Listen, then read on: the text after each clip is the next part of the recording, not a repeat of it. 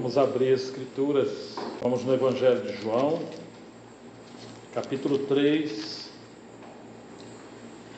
versículo 16, inicialmente, esse versículo tão conhecido, que nos diz: porque Deus amou o mundo de tal maneira que deu o seu Filho unigênito, para que todo aquele que nele crê não pereça, mas tenha a vida eterna. Queria ressaltar essa palavra unigênito, ou Filho unigênito. Versículo 18: quem nele crê não é condenado, mas o que não crê já está condenado, porque não crê no nome do unigênito Filho de Deus. Novamente a palavra unigênito. Agora nós vamos no capítulo 1, versículo 14.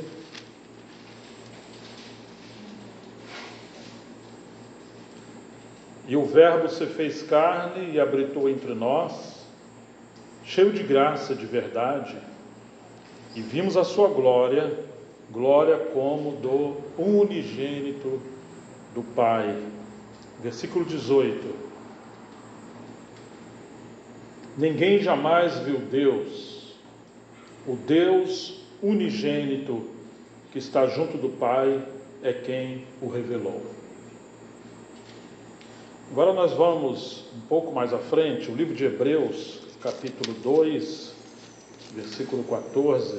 Visto, pois, que os filhos têm participação comum de carne e sangue, também Jesus igualmente participou dessas coisas, carne e sangue, para que por sua morte destruísse aquele que tem o poder da morte, a saber, o diabo. Seguindo, agora nós vamos no versículo 10. Porque convinha que Deus, por causa de quem, por meio de quem todas as coisas existem, conduzindo muitos filhos à glória, aperfeiçoasse por meio do sofrimento o autor da salvação deles, pois tanto o que santifica como os que são santificados, todos vêm de um só. É por isso que Jesus não se envergonha de chamá-los de irmãos, dizendo: a meus irmãos declararei o teu nome, no meio da congregação eu te louvarei. E outra vez, eu porei nele a minha confiança, e ainda, eis aqui estou eu e os filhos que Deus me deu. Agora nós vamos em Romanos 8, versículos 28 e 29.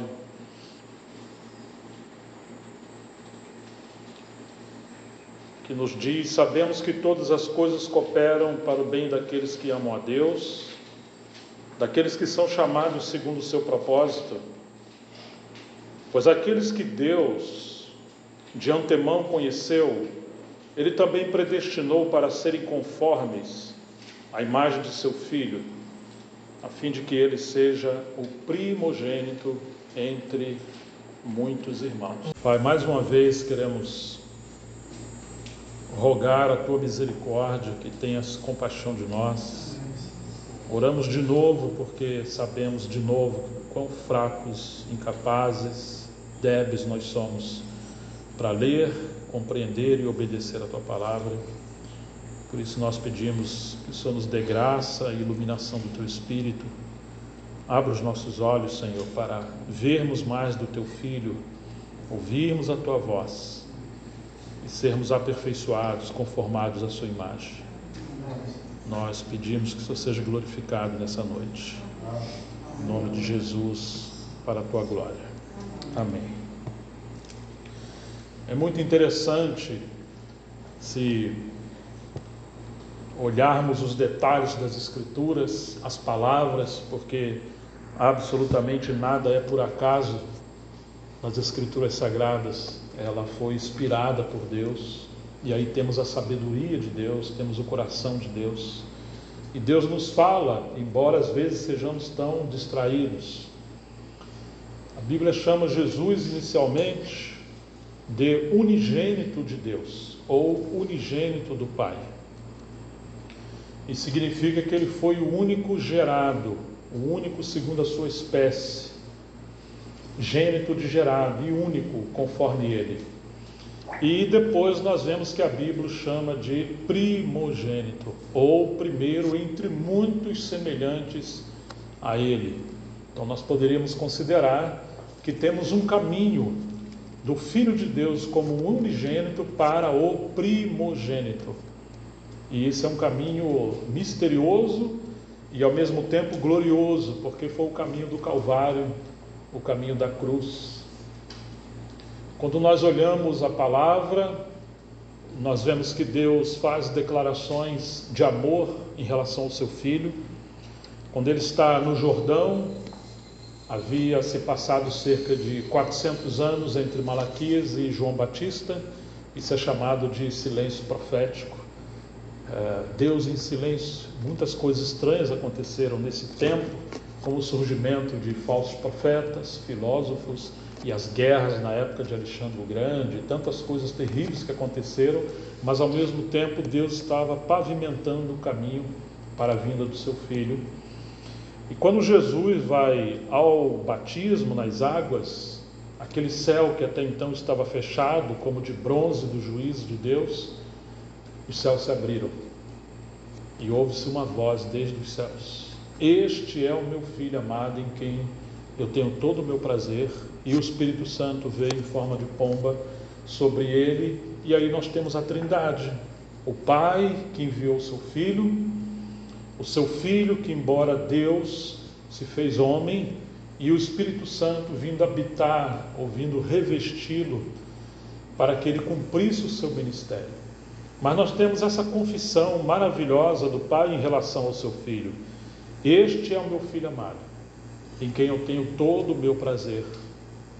No capítulo 17 de Mateus, quando Jesus levou seus discípulos ao Monte da Transfiguração, especialmente Pedro, Tiago e João, ali ele se transfigurou diante deles. E Pedro, como sempre, impetuoso, alguém para frente, falou: é bom estarmos aqui. A cabeça de Pedro já estava cheia de ideias, muitas das vezes como as nossas, estamos cheios de opiniões.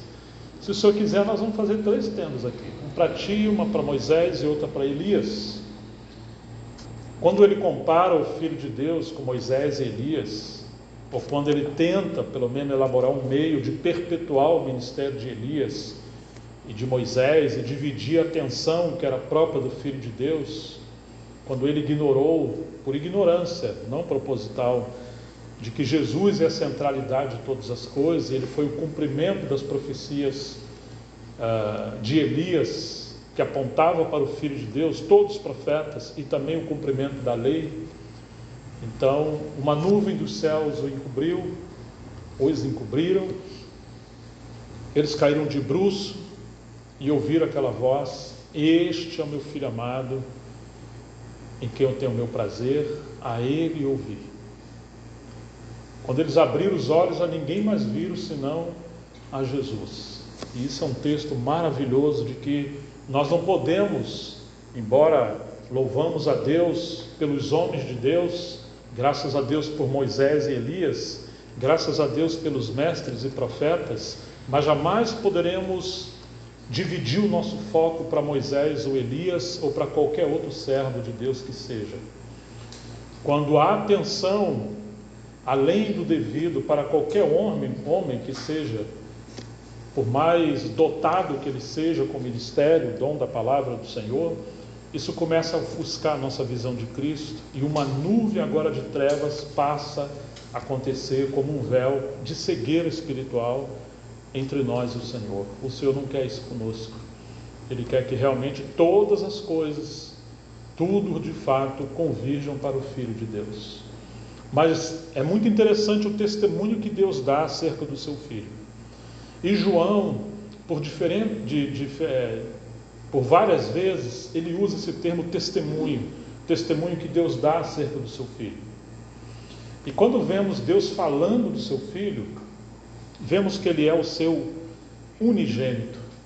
Ele tinha apenas um único filho.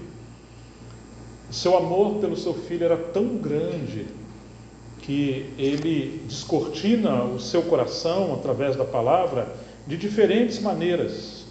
Uma vez ele disse que o rei quis fazer bodas para o seu filho. Isso está no livro de Mateus. E esse rei fala do nosso Deus.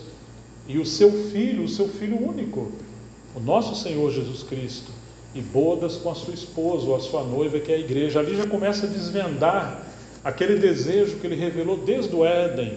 Não é bom que o homem fique só. Far-lhe uma ajudadora que lhe seja idônea. Quer dizer, esse homem que estava só é o seu filho. Adão é uma figura de Cristo e Eva uma figura da igreja. Deus amava tanto o seu filho, que por um lado o seu filho era tudo e todo o seu desejo, que ele quis ter muitos filhos à imagem e semelhança do seu filho. E ao mesmo tempo ele quis encher o universo com a glória do seu filho. Os céus, a terra e tudo que existe foram feitas por causa do filho. Deus quer encher de plenitude, de graça do seu filho todas as coisas. E por isso, disse Paulo aos Efésios, que Deus constituiu a Jesus como cabeça da igreja. E vai dizer que a igreja é a plenitude daquele que enche todas as coisas. Você já imaginou isso? A igreja é o corpo de Cristo, mas ela é a plenitude, é como que a extensão daquele que enche todas as coisas.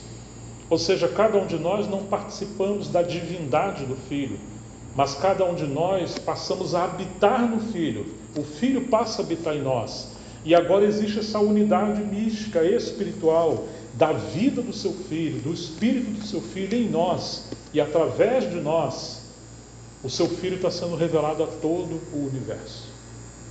Por isso que Paulo vai dizer aos Efésios, no capítulo 3, verso 10, que agora a multiforme sabedoria de Deus, até então oculta de anjos e principados e potestades, vem sendo revelada a eles. Cada movimento do Filho de Deus foi uma forma de Deus revelar as glórias do seu Filho. E agora, através da igreja, os anjos estão contemplando coisas que ninguém jamais imaginou, nenhum deles imaginou, a não ser o conselho da vontade da Trindade, o Pai, o Filho e o Espírito Santo, desde a eternidade. Isso é muito misterioso. Eu fico imaginando a ira, a fúria do inimigo contra esse mistério de Cristo e a igreja, porque a Bíblia fala isso. Da oposição do inimigo contra Jesus, o herdeiro de todas as coisas, por isso que ele quis usurpar o trono de Deus. O livro de Isaías 14, Ezequiel 28 mostram isso. Que o inimigo foi lançado por terra porque ele quis usurpar o trono que pertencia ao Filho de Deus. Mas ele não odeia apenas o Filho de Deus e o trono do Filho de Deus. Ele odeia também a criação principal de Deus, que foi o homem, e especialmente a igreja. Por quê? Porque sendo os anjos criaturas criadas por Deus, que não têm um corpo corruptível como o nosso, e ainda assim eles foram lançados dos céus, porque eles quiseram ter uma autonomia, uma independência de Deus para seguir um reino próprio. Agora, quando eles olham para nós, muitos mais fracos que eles, o livro de Hebreus diz que Deus fez o homem inferior aos anjos. E ele vê o homem dependendo de Deus, querendo a Deus, amando a Deus. Então eles criam muitos meios de tentar nos enganar, de tentar nos iludir, para nos tirar desse propósito de Deus, que é ter muitos filhos semelhantes a Jesus. Por isso que o diabo tentou Adão lá no Éden com Eva. E ele semeou no coração deles essa independência que ele teve, o inimigo, desde o começo. Mas devemos considerar os nossos olhos naquilo que é fundamental, essencial, que Deus aponta, o seu Filho. E todas as coisas são por causa do seu Filho. João, como nós ontem ressaltávamos o testemunho de Jesus Cristo, João está ressaltando essas coisas. O testemunho de Jesus Cristo, as glórias de Jesus Cristo. E ele vem relatando coisas que os outros evangelistas não relataram. Por exemplo, ele começa o seu evangelho, e você vai lembrar como ele começa, no princípio era o Verbo, a palavra eterna de Deus. o Logos de Deus, o pensamento de Deus, a expressão exata do seu ser. O Verbo estava com Deus.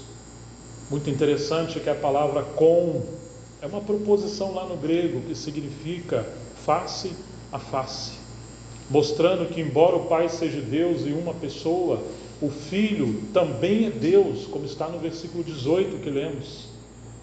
E ele está face a face com seu Pai. Um só Deus, em três pessoas, uma só natureza, uma só essência, coexistindo de maneira extraordinária.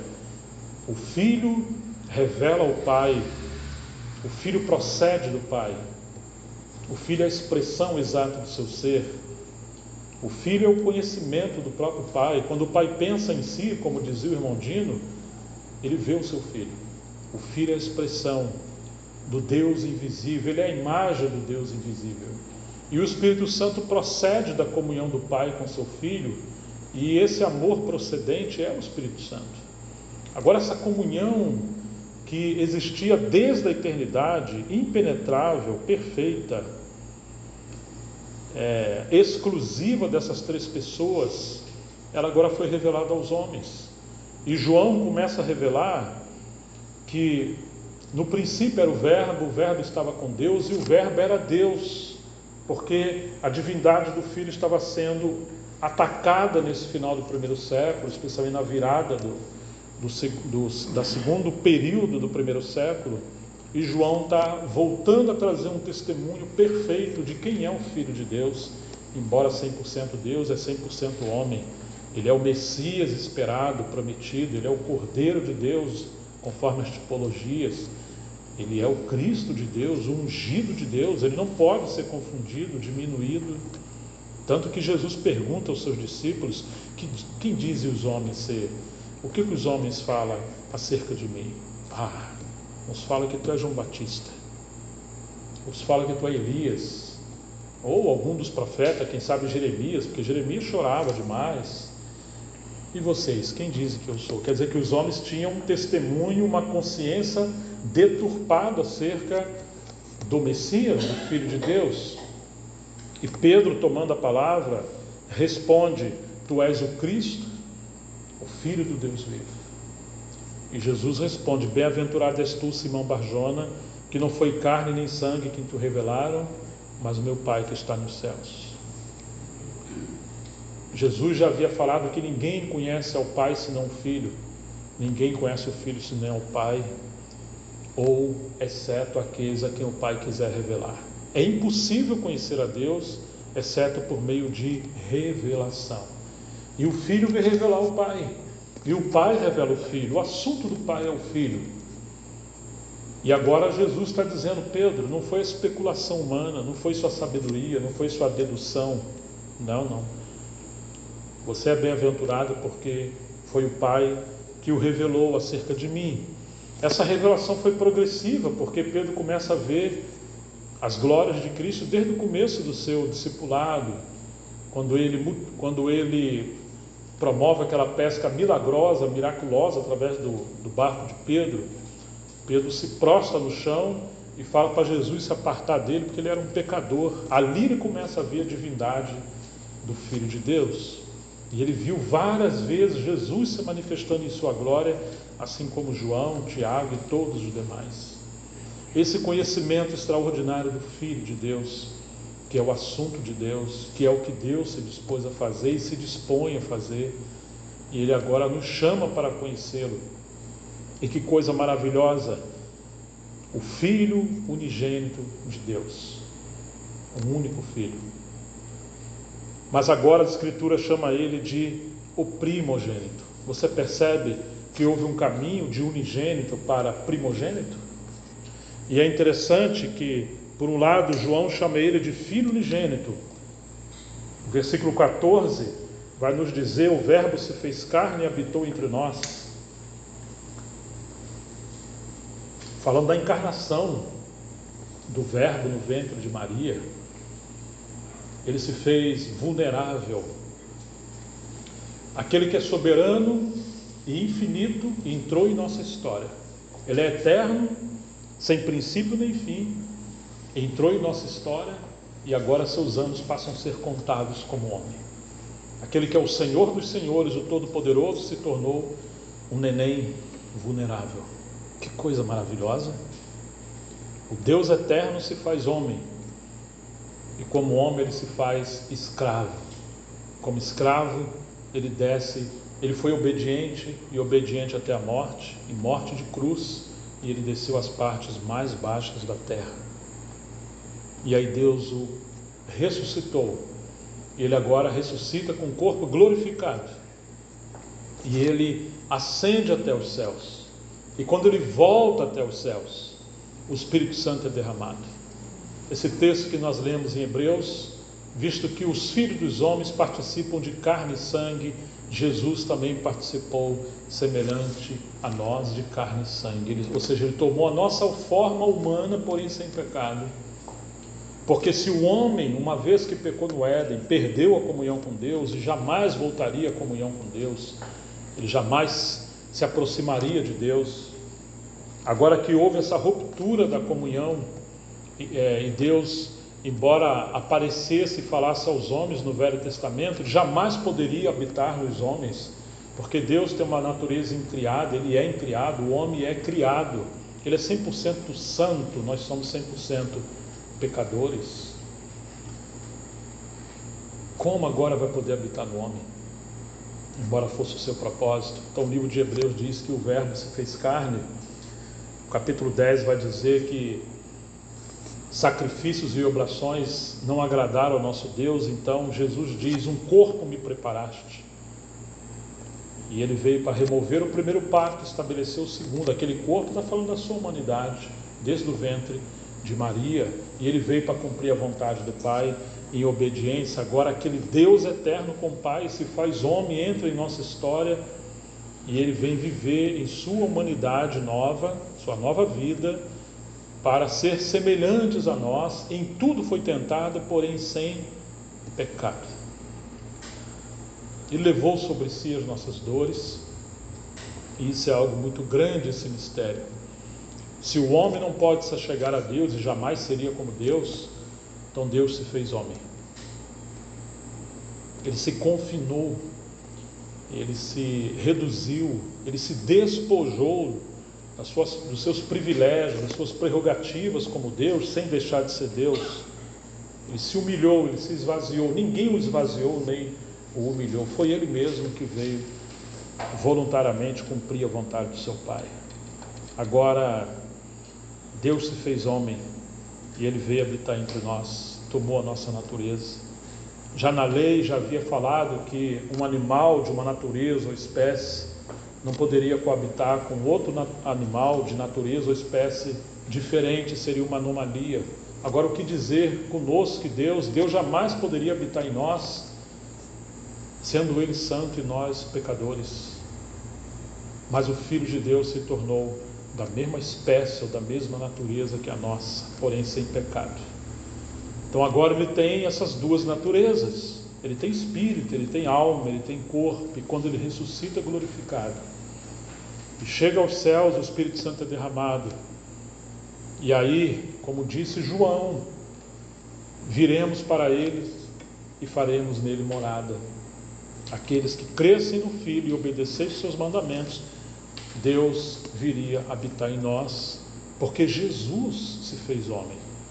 Deus jamais poderia habitar no homem, mas como Jesus é homem também, ele agora ressuscitou com esse espírito humano, porém glorificado, uma natureza glorificada. E aí Paulo vai dizer em Romanos 8,15: se alguém não tem o Espírito de Cristo, esse tal não é dele. O que é o Espírito de Cristo? Por um lado é o Espírito Santo, mas por outro lado é o Espírito de Jesus, Deus que é homem, glorificado. E essa união perfeita, isso é extraordinário. Somente assim ele pôde habitar em você e em mim, porque ele tomou a nossa natureza. Agora a Escritura chama ele de primogênito. Por isso que esse texto de Hebreus, tão extraordinário, Hebreus capítulo 2,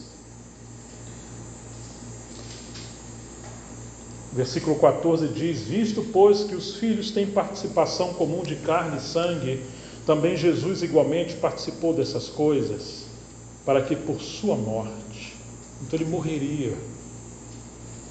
Quanto mistério temos nisso, na encarnação, na crucificação. O livro de Hebreus, capítulo 5, verso 8, diz que, embora ele sendo filho, ele aprendeu obediência pelas coisas que sofreu. Como pode, se ele é Deus perfeito, aprendeu obediência pelas coisas que padeceu? Claro, ele aprendeu como homem, porque nunca foi necessário sequer criar uma linha de pensamento sobre obediência, porque obedeceria a quem? Se ele, o Pai e o Espírito Santo eram um só Deus, e eles jamais experimentaram a desobediência ou a possibilidade da desobediência, porque eram perfeitos. Mas como homem, ele teve que experimentar e aprender a obediência por meio do sofrimento como homem.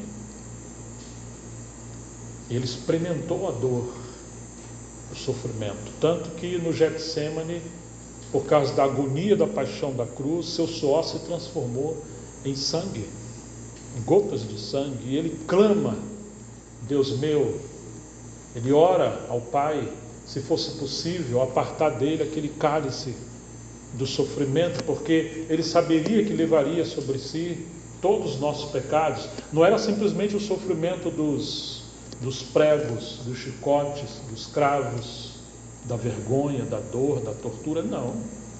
Mas especialmente o sofrimento daquilo que ele um dia ele clamou na cruz: Deus meu, por que me desamparaste? Jamais, em toda a eternidade, o Filho teve algum lampejo, nem de segundos, de milésimos, da ausência da presença do seu Pai. Sua maior dor não foi a dor das suas feridas e dos cravos, mas foi a ruptura, que é um mistério, em 12.000 anos de história da igreja, complicado demais entender e explicar. Por que me desamparaste? Aquele dia obscuro, aonde a ira de Deus, o cálice da ira de Deus contra o pecado, caiu sobre o seu Filho. Porque Deus é justo, ele julgou o pecador, e a sentença foi a morte, a sentença foi a condenação. Imagina aquele tribunal na eternidade, o Pai, o Filho e o Espírito Santo. Paulo chama de conselho da sua vontade. Tudo que eles fazem, eles estão em si, no mesmo pensamento. Seu trono é um trono de justiça, e a ira de Deus foi derramada, mas como a misericórdia triunfa sobre o juízo, poderíamos assim tentar imaginar o mesmo Filho junto com o Pai que condena, porque é Deus e é justo e santo. Agora ele sai correndo enquanto o juízo de Deus está vindo do trono de Deus para a terra sobre os homens, e ele vem, toma o nosso lugar na cruz, e aquele castigo que era nosso caiu sobre ele. Foi do agrado do Pai moê-lo. É muito estranho tudo isso. Quem sabe, provavelmente, apesar de nos céus com ele termos toda a eternidade, ele é tão grande que jamais compreenderemos toda a plenitude desse mistério da Trindade e desse propósito santo em Cristo Jesus. Por isso que, graças a Deus, o curto tempo que nos resta nessa terra, devemos não nos distrair e colocar toda a nossa atenção no Filho de Deus e conhecê-lo. Conhecê-lo em todas as coisas, porque não podemos deixar nada que Deus nos deu do lado de fora, mas todas essas coisas devem ser consideradas em Cristo e por meio de Cristo. Ele é o primogênito de Deus, e agora não mais o unigênito. E ele jamais poderia voltar ao que era antes, porque agora nós temos esse mistério da sua encarnação. O Eterno entrou em nosso tempo, e ele agora passou a ter uma humanidade, a humanidade humana. Versículo 10 de Hebreus diz: porque convinha que Deus, por causa de quem e por meio de quem todas as coisas existem, olha isso, irmãos, conduzindo muitos filhos à glória. Não o Filho, mas agora muitos filhos. Como? Porque ele tomou o nosso lugar, ele nos visitou, aperfeiçoar-se por meio de sofrimento, o autor da salvação deles. Como assim aperfeiçoar-se? Ele não era perfeito? Sim, sempre perfeito, mas aperfeiçoar-se como homem, não que fosse imperfeito, mas dá o sentido de maturidade, de plenitude. Pois tanto o que santifica como os que são santificados, todos vêm de um só. É por isso que Jesus não se envergonha de chamá-los de irmãos. Lembra a primeira vez que isso aconteceu? Foi quando Jesus ressuscitou e aparece às mulheres e manda Maria Madalena avisar os discípulos: vá dizer aos meus discípulos que eu subo para o meu Deus e vosso Deus, o meu Pai e o vosso Pai. Então ele chama ele de irmãos. Ainda fala assim: e dizei a Pedro que havia negado o Senhor, o Senhor tão misericordioso, ele restaurou Pedro de novo. Meus irmãos, ele é seu irmão, ele é meu irmão. Quando a gente era garoto, às vezes um garoto mais velho, mais forte, ia brigar conosco, queria tomar nossa merenda, seja lá o que for, tínhamos o privilégio de chamar nosso irmão mais velho, né? Que era mais forte que nós. Agora aquilo é só uma figura muito pequenininha desse mistério. Nós temos o irmão mais velho, temos o primogênito. Então não devemos temer o pecado, o mundo, a morte, o diabo, a corrupção do gênero humano, a tribulação, o anticristo, seja lá o que for. Nós temos um irmão mais velho. E é interessante que o nosso irmão mais velho, nosso irmãozinho de carne e sangue, ele é uma pessoa, um elemento. O nosso irmão mais velho, embora ele seja uma pessoa e nós outras, Deus nos fez habitar dentro do nosso irmão mais velho. E o Salmo 91 chama ele de esconderijo do Altíssimo. Aquele que habita no esconderijo do Altíssimo, a sombra do Onipotente descansará. Quem é esse esconderijo? Não é uma montanha, uma rocha, não. Nosso esconderijo é o seu Filho. Tanto que Paulo vai falar em Colossenses 3, né? Se já ressuscitaste com Cristo. E depois ele vai dizer que a nossa vida está escondida com Cristo em Deus, o esconderijo do Altíssimo.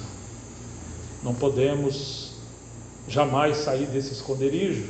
Claro que o inimigo está sempre nos chamando por meio do pecado. Chama você e a mim, a tentação. E se a gente responde, nós saímos do esconderijo. Quando o inimigo nos olha, não nos vê. Ele vê Cristo. Cristo em nós, a esperança da glória, porque somos novas criaturas. Ele habita em nós e nós nele de maneiras inseparáveis. Mas o que ele faz? Ele quer nos levar a viver na carne como antes de conhecermos a Cristo. Quando nós obedecemos a carne, a inclinação do pecado, saímos do esconderijo. E é assim que o homem peca. Mas, queridos irmãos, ele nos chamou de irmãos. Não se envergonha de chamá-los de irmãos. Isso significa que agora temos uma grande responsabilidade, porque nós representamos o nosso irmão mais velho nesse mundo. E ele é tão nobre, tão cavaleiro, e ao mesmo tempo tão advogado, tão intercessor, que ele acredita que por sua vida em nós, por sua graça em nós, nós vamos representá-lo bem aqui.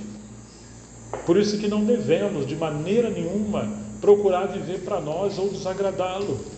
É por isso que ele fala que se alguém quiser vir após mim, a primeira coisa é: negue-se a si mesmo, tome sua cruz e siga-me, porque agora vamos viver pela sua nova vida, a sua vida ressurreta em nós. Já não é uma questão de religião, é uma questão de que o Filho de Deus volta a andar na terra por meio dos seus irmãos, e agora é uma vida nova, ininterrupta, e nós temos que representá-lo muito bem.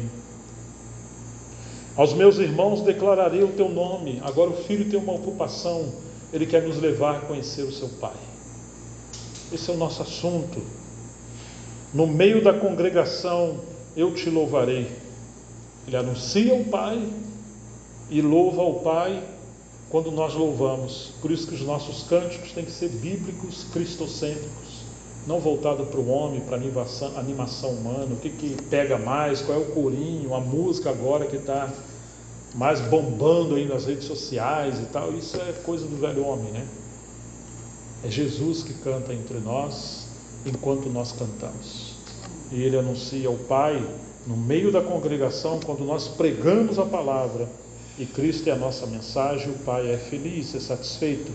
E outra vez, eu porei nele a minha confiança, e ainda ele declara: eis aqui estou eu e os filhos que Deus me deu. Quando isso aconteceu?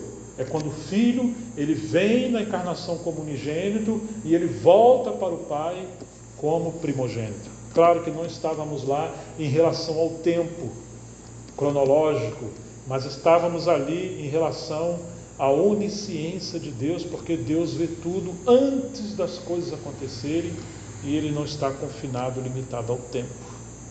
Ele é eterno. Quando Jesus volta, eis aqui a mim e em mim todos os seus filhos, os irmãos, muitos irmãos a quem Deus me deu. Então ele é chamado de primogênito. Que coisa extraordinária, não? Que coisa maravilhosa. Agora nós podemos entender esse texto tão famoso de Romanos 8, versículo 28, por que Paulo vai usar um termo: sabemos que todas as coisas cooperam.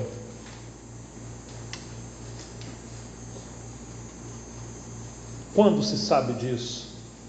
É quando se compreende esse mistério de Deus em Cristo, esse propósito maravilhoso, que não é fazer bem ao homem, poupar o homem, mas é nos conformar à imagem do seu Filho. Sabemos que todas as coisas cooperam para o bem daqueles que amam a Deus. Mas é só isso que a Bíblia fala? Não. Daqueles que são chamados segundo o seu propósito. Talvez poderíamos estar confusos.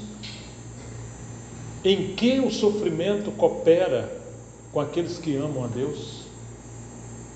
Mas se formos além daqueles que são chamados segundo o seu propósito, então Deus tem um propósito, então porque Ele tem um propósito, então nada saiu do controle de Deus, já que Ele é Deus.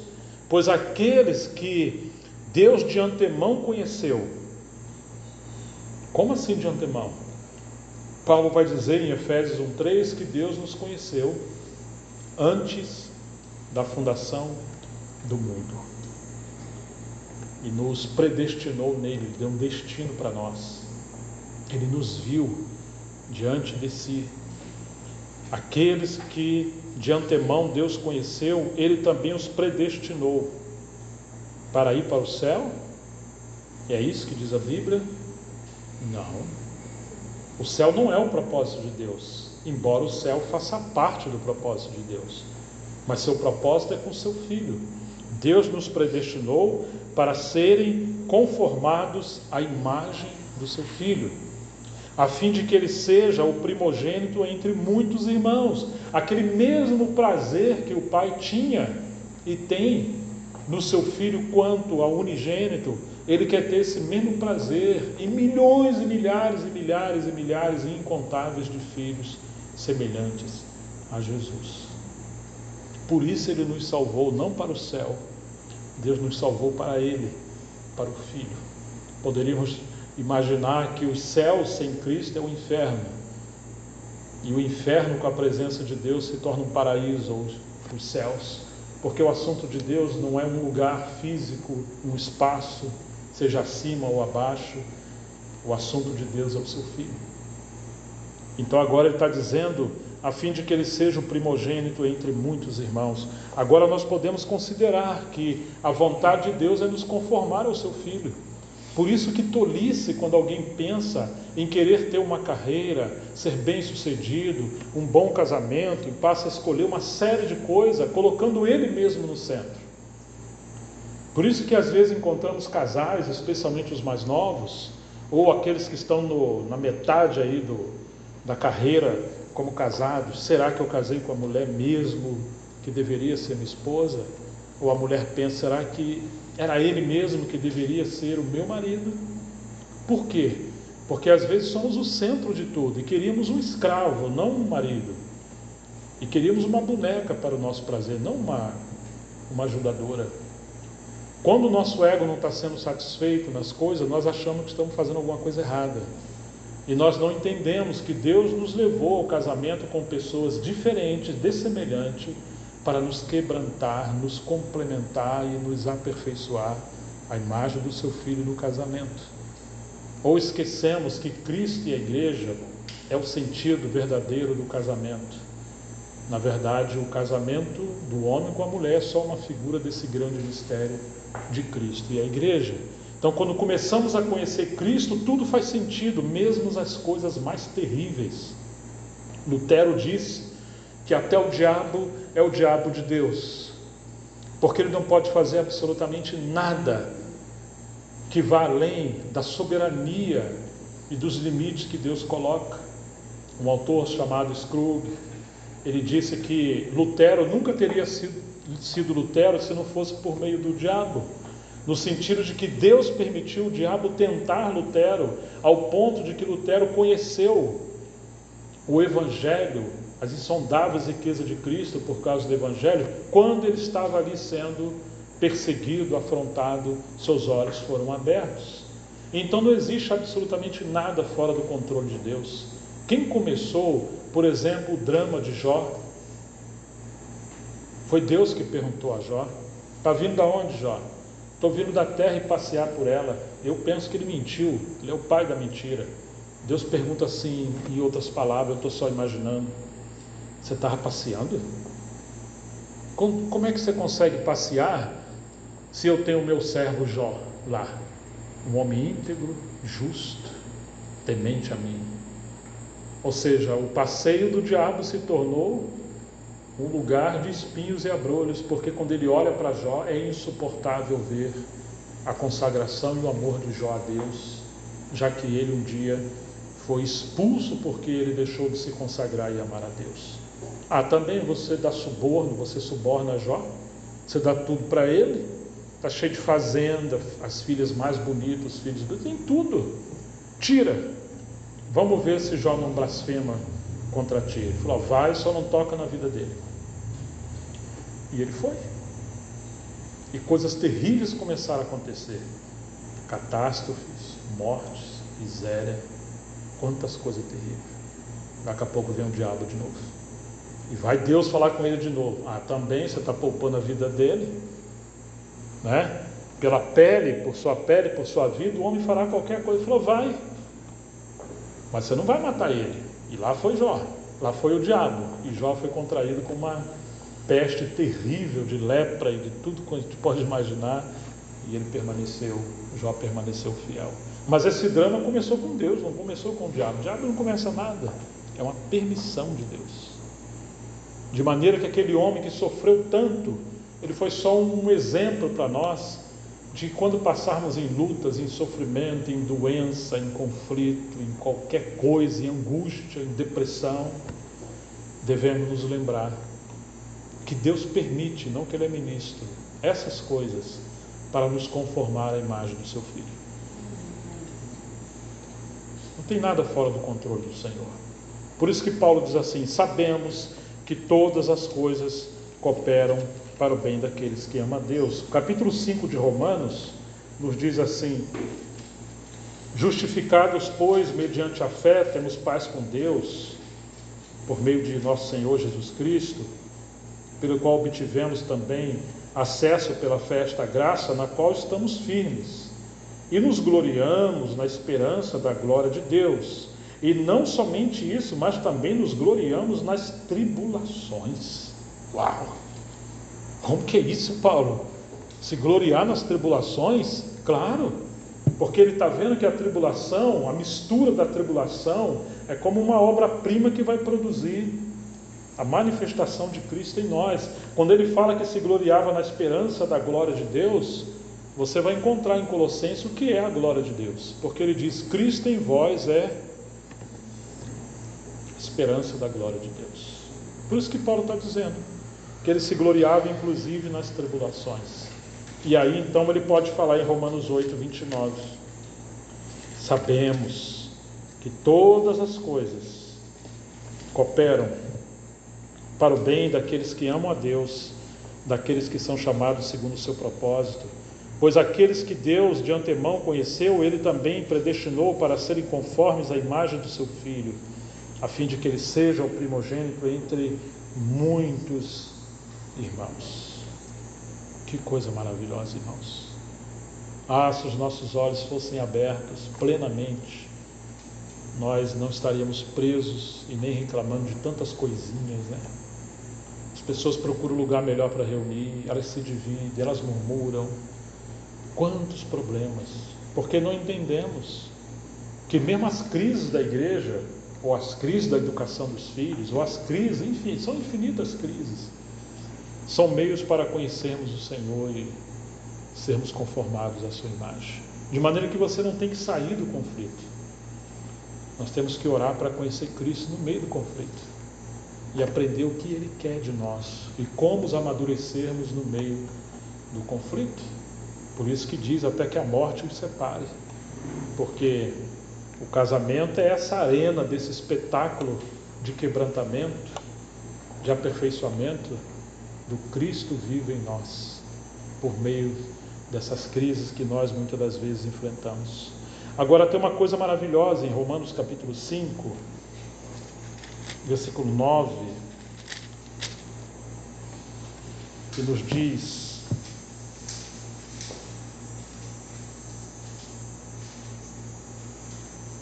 logo, muito mais agora, sendo justificados pelo seu sangue, seremos por ele salvos da ira. Somos justificados pelo sangue de Cristo. E aí, porque somos justificados pelo sangue de Cristo, nós somos por ele salvos da ira. Então existe um aspecto da salvação que é a salvação da ira, ou a condenação eterna. Segue o texto. Porque se nós, quando inimigos, fomos reconciliados com Deus mediante a morte do seu Filho, muito mais, estando já reconciliados, seremos salvos pela sua vida. Está vendo que já não é a ira? Salvos da ira, por meio do sangue, que nós fomos redimidos.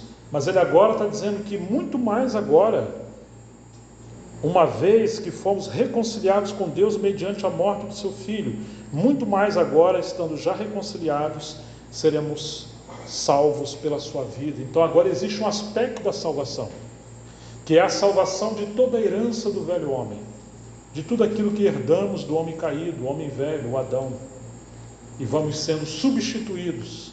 É a vida de Cristo sendo vivida em nós, é viver pela vida de outro. Lembra-se de Gálatas? Paulo diz: quando aprouve a Deus revelar seu Filho em mim. Ele não consultou nem carne nem sangue, capítulo 1 de Gálatas. Ele descobriu que Deus o escolheu desde o ventre da sua mãe. Deus o viu, e o seu chamamento era para que Cristo fosse revelado a ele e nele. Mas no capítulo 2 ele vai dizer: já estou crucificado com Cristo, vivo não mais eu, mas Cristo vive em mim. É essa vida que ele espera que nós venhamos viver pela vida de Cristo.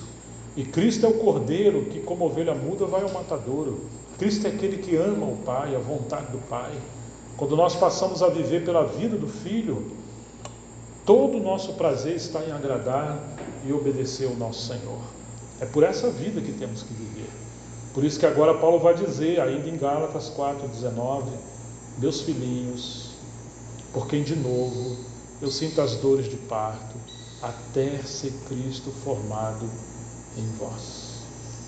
Eles estavam como que abortando o Filho de Deus, porque eles queriam uma vida cristã sem sofrimento. Eles queriam o céu, mas sem trilhar o caminho da cruz.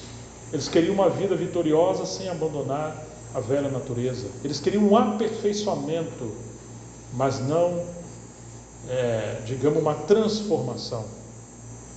E a obra de Deus é nos transformar à imagem do seu Filho. Por isso que depois Paulo vai dizer que ele estava crucificado para o mundo e o mundo para ele, também em Gálatas. E no versículo 14 do capítulo 6, ele diz: olha, de agora em diante ninguém me moleste mais, porque trago no meu corpo as marcas de Cristo Jesus. Cristo revelado em mim, Cristo vivendo em mim. Agora Paulo gerando vida para os seus filhos, que é o ministério. Crucificado para o mundo para ele, não buscar mais nada nesse mundo. E a sua vida com Cristo afetou inclusive o seu corpo. Então essas confissões de Paulo, que seremos salvos pela sua vida, está mostrando que o viver do cristão é viver não uma vida de esforço humano. Eu vou me esforçar e você não vai conseguir. Mas é pela fé viver pela vida de Cristo, à medida que você o conhece e crê na sua santa palavra. Esse outro texto que fala de Cristo como nossa vida, em Colossenses, capítulo 3, a partir do versículo 1, que nos diz: portanto, se vocês foram ressuscitados juntamente com Cristo, busquem as coisas lá do alto, onde Cristo vive, assentado à direita de Deus. Pense nas coisas lá do alto e não nas que são aqui da terra. Ele está dizendo que isso deve ocupar a nossa mente, o nosso coração. Porque vocês morreram e a vida de vocês está oculta juntamente com Cristo em Deus. Quando Cristo, que é a vida de vocês, está vendo? Ele não é só Salvador. Estamos em Colossenses 3. Quando Cristo, que é a vida de vocês, se manifestar, então vocês também serão manifestados com Ele em glória. Para Paulo, Cristo é a sabedoria de Deus, justiça de Deus, santificação, poder de Deus. Ele é todas as coisas que Deus determinou para nós e agora mostra que Cristo é a nossa vida, porque Deus nos colocou em Cristo e Cristo em nós. E aquele que era o unigênito, que vivia uma vida totalmente de prazer e satisfação com o Pai e veio para obedecê-lo, ele agora habita em nós. E ele quer continuar vivendo essa vida em nós, por meio de nós, e nós nele, para que aquele mesmo prazer que o Pai tinha no unigênito, ele agora quer ter nos irmãos do seu primogênito, que somos nós. Deus quer ter aquele gozo multiplicado. Antigamente era o gozo do seu filho, mas agora é um gozo multiplicado através de milhares e milhares de filhos semelhantes a Jesus, até que o céu seja invadido, inundado, todo o universo, desse gozo da Trindade, ao qual nós somos introduzidos na comunhão do Espírito Santo. Não fomos introduzidos na divindade, porque isso é uma heresia que infelizmente surgiu. Mas nós agora somos participantes da natureza de Deus, porque Pedro vai dizer isso. Por quê? Porque Ele nos deu a sua vida, e sua vida é divina. Nós não temos vida divina em si mesmo, mas ela veio habitar em nós e podemos viver por essa vida. E não somente isso, mas agora temos, como disse Paulo aos Coríntios, nós temos a graça de Deus, o amor de nosso Senhor e a comunhão do Espírito Santo. Olha, pensa um pouquinho nisso. Vamos voltar em Mateus 16. O que os homens falam a meu respeito? Sei lá, Elias talvez, Jeremias, um dos profetas, tudo confuso. E vocês? O que vocês falam que eu sou? Aí Pedro responde: tu és o Cristo, o Filho de Deus vivo. Então Pedro tem uma revelação dupla, né? Porque em relação ao seu ministério, ele é o Cristo, o Messias, o ungido. Em relação à pessoa, ele é o Filho. Tá certo? Tá certo? Ele vê a pessoa e o ministério, uma revelação dupla. Mas o que é interessante é que o Pai é que revelou isso para Pedro, porque Jesus falou: não foi carne e o sangue quem tu revelaram. Então quando a gente vai lá um pouco antes, no capítulo 11 de Mateus, Jesus vai dizer que ninguém pode conhecer o Pai se o Filho não revelar, e ninguém conhece o Filho se o Pai não revelar.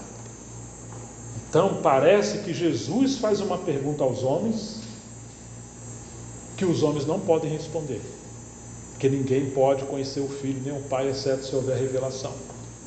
Mas quando Jesus está perguntando aos homens, ele está provocando em amor o Pai responder. Mas o pai está respondendo às indagações do filho por meio dos homens. Aquele diálogo que o filho tinha com o pai lá na eternidade, eles agora continuam tendo, porém por meio dos homens. E isso é a comunhão do Espírito Santo na igreja. Isso é igreja. O que é a igreja? A igreja é o diálogo do Pai com o Filho e do Espírito Santo, no meio ou por meio, através de muitos filhos redimidos, semelhantes, ou estão sendo conformados à imagem de Jesus. A igreja é a comunidade do Espírito Santo. A igreja é a extensão da comunhão da Trindade. A igreja é a casa onde o Deus triuno habita. A igreja é a plenitude de Cristo. A igreja não é terreno, ela é uma colônia dos céus. Por isso que a gente briga e faz um bocado de confusão na igreja, porque nós não entendemos bem essas coisas. Achamos que podemos inventar, dar opinião, agradar, e tem que ter isso, tem que ter aquilo, eu não estou satisfeito, e se não for assim não vai dar. O homem acha que ele tem alguma prerrogativa, de ter algum direito na igreja, ele não entendeu ainda que a cruz tem que eliminar tudo isso. Devemos viver assombrados pelo temor de não ferir a santidade de Deus, a comunhão do Espírito Santo na igreja. Nós estamos aqui pela graça de Deus que fomos chamados e convocados. Então por isso nosso movimento, nosso serviço, nossas conversas, nossas ideias, nossas sugestões de como vamos fazer ou não fazer, tem que ser em grande temor, não por desagradar uma irmã ou um irmão, mas especialmente para não desagradar ao nosso Deus, não ferir a comunhão do Espírito Santo. Então quando nós vemos e entendemos a comunhão do Espírito Santo na igreja, a gente passa a ouvir até uma criança. Quem quer que seja, não fazemos acepção de pessoas, porque agora ninguém mais conhecemos segundo a carne. Nós passamos a conhecer as pessoas em Cristo Jesus.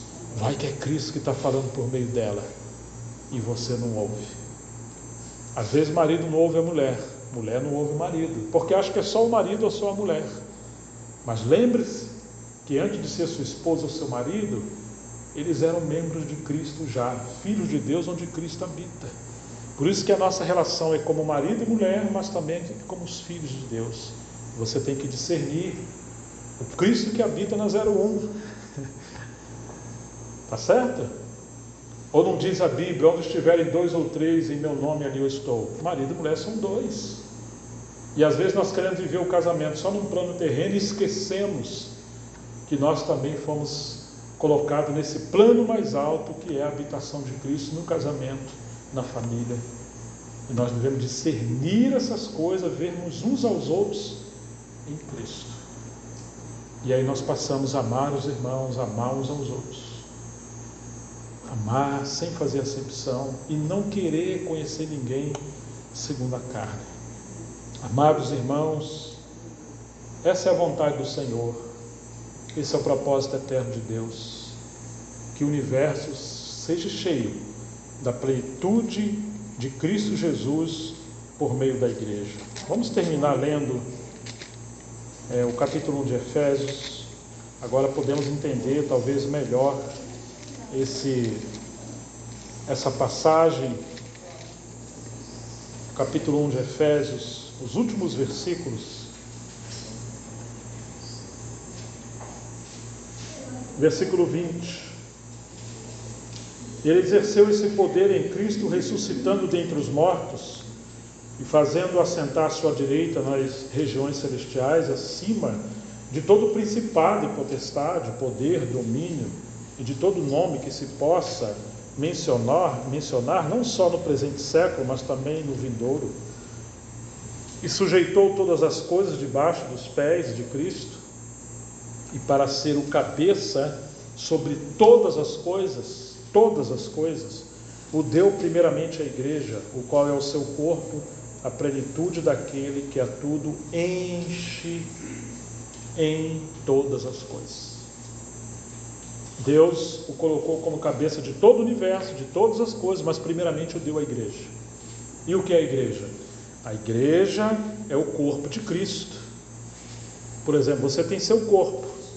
Ele é o aspecto exterior, a casca da sua pessoa, né? Então, quando nós olhamos o corpo de Cristo, Ele está dizendo que Ele é a plenitude daquele que a tudo enche em todas as coisas. Quer dizer, que agora Cristo se manifesta e enche todas as coisas por meio da igreja. E a igreja é formada por salvos cristãos que estão sendo conformados à imagem de Cristo. Estão vivendo pela sua vida, pelos golpes da cruz, pela disciplina do Espírito Santo, até que Cristo seja tudo em todos.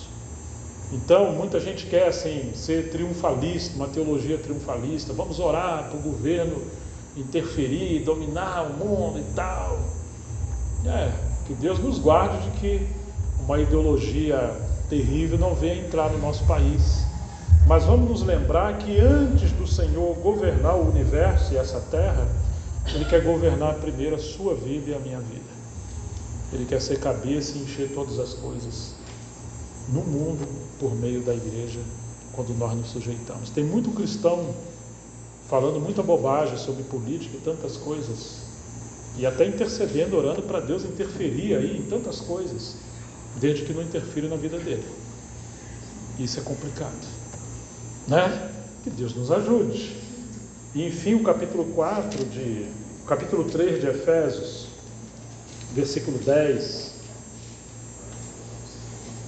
E isso para que agora, pela igreja, a multiforme sabedoria de Deus se torne conhecida dos principados e das potestades nas regiões celestiais.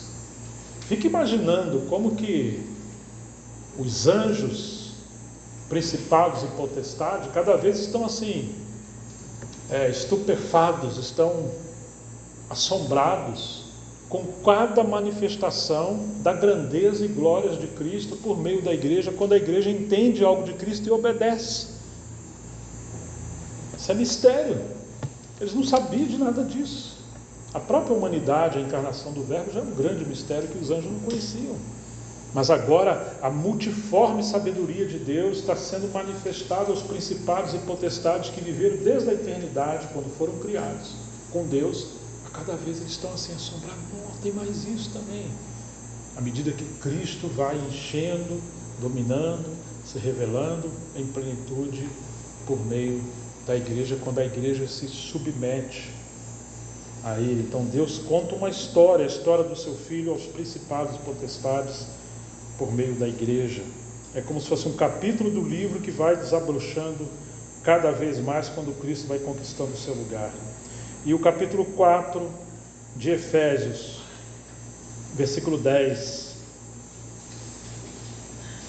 Aquele que desceu é também o mesmo que subiu acima de todos os céus para encher de si mesmo todas as coisas. Então nós temos esse caminho glorioso do unigênito ao primogênito. Nunca mais ele foi chamado de unigênito. Ele agora é sempre chamado de, depois da sua glorificação, de primogênito. Apocalipse mostra ele como primogênito dentre os mortos. Paulo também aos Colossenses chama ele de primogênito dentre os mortos. Ele é sempre o primogênito, porque agora Deus não o vê mais sem nós. Toda vez que Deus olha para o seu Filho, lá está o Melque. Lá está cada um de nós, pecadores, miseráveis, destinados ao inferno, ao lago de fogo. Porém, por esse mistério do plano de Deus da salvação, o seu Filho tomou o nosso lugar, se encarnou, nos redimiu. E não somente isso, ele converteu inimigos em amigos, em filhos, e agora seremos como ele é, e o veremos como ele é, porque essa é uma obra maravilhosa. Que Deus nos abençoe, abra os nossos olhos e nos dê graça para ver esse caminho do unigênito ao primogênito, e por isso ele veio à cruz. Não podemos reduzir a salvação somente a esse aspecto de que Deus nos tirou da condenação eterna do lago de fogo para nos levar para o céu para cantar com a harpazinha lá com os anjinhos. Não é isso. É algo muito, infinitamente maior. Vamos orar ao Senhor em nome de Jesus Cristo. Graças a Deus pela sua palavra.